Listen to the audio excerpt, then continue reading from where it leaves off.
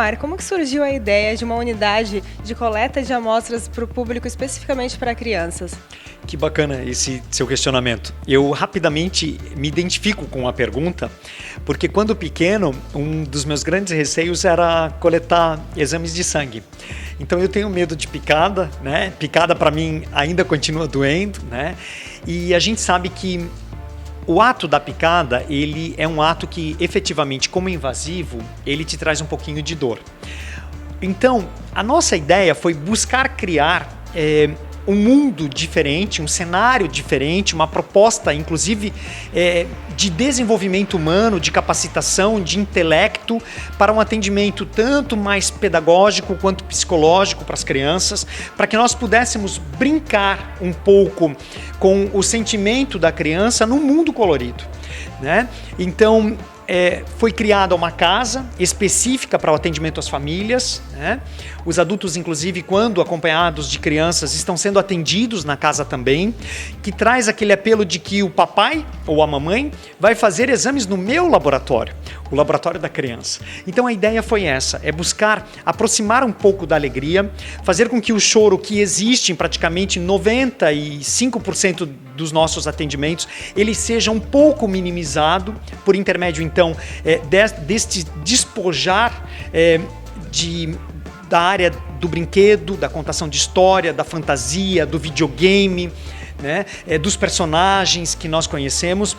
E esse foi o grande insight. E o resultado com isso, ele é extremamente satisfatório.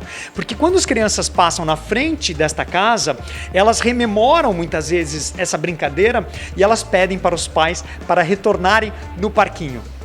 E existem exames diferenciados também para a criança? Existem exames específicos para as crianças, como o check-up infantil, como as imunoglobulinas, por exemplo, a imunoglobulina A, que está sendo muito solicitada, ultrassensível, para buscar pesquisar as doenças celíacas, aquela doença do glúten, né?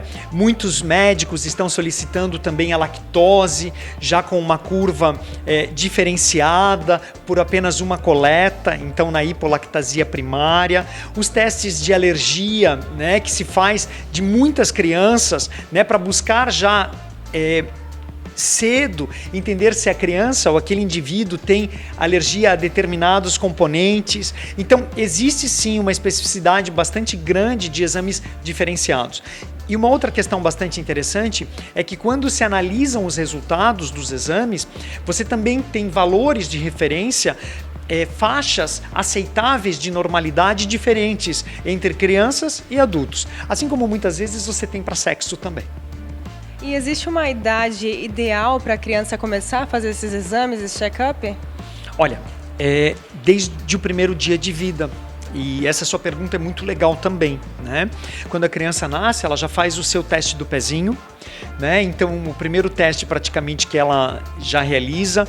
Muitos pais têm pedido o grupo sanguíneo também, já no início, né, da vida da criança, mas assim, não tem idade, né? E dependendo da criança, alguns quadros de infecção ou de inflamação, ou febre, ou um processo alérgico, já cedo, desde bebê, a gente já consegue e começa a fazer o cuidado laboratorial para esses seres humanos.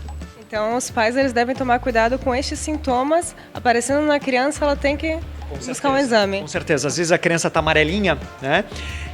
Inclusive, a gente tem escrito alguns artigos e um dos últimos que nós escrevemos para uma revista, inclusive especializada, agora em outubro, no mês de outubro, o mês da criança, que fala das bilirrubinas, né? Então, o seu filho, o seu bebê começou a ficar amarelo, corre para o laboratório para ver se essa fração, né, hepática está alterada. E agora no lado mais empreendedor, né? Qual que foi a dificuldade de implantar esse meio na saúde aqui em Joinville?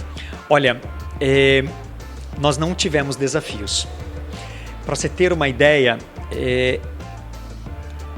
já na essência, já lá no pensamento, lá atrás, nós conseguimos fazer com que a ideia fosse rapidamente muito aceita pelo grupo. Levou-se um tempo bom para desenhar o espírito espírito e a proposta de se trabalhar com um público diferenciado, com a criança em específico.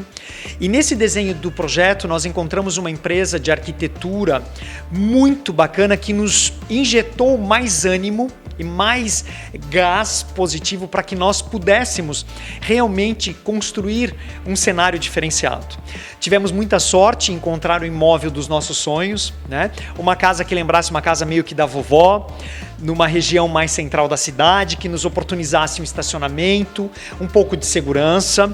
E depois nós fomos construindo princípios que as nossas pessoas, os nossos profissionais abraçam fortemente no seu dia a dia, que faz com que as crianças, ao entrarem, elas tenham um mundo mágico. Os brinquedos, inclusive, estão nas alturas das crianças, né? O contato, muitas vezes, da equipe é direto no olho da criança. Então, você tendo um propósito, Carol, forte, você sabendo por que você está construindo, você nesse viés de gestão, de hipersegmentação, de intraempreendedorismo, com a sua equipe desenhando algo que exista essa coparticipação de todos, nos insights, nas sugestões, você constrói um castelo, né? Que é o que a gente tem visto por intermédio deste trabalho nesta casa laboratório aqui na cidade de Joinville, em Santa Catarina.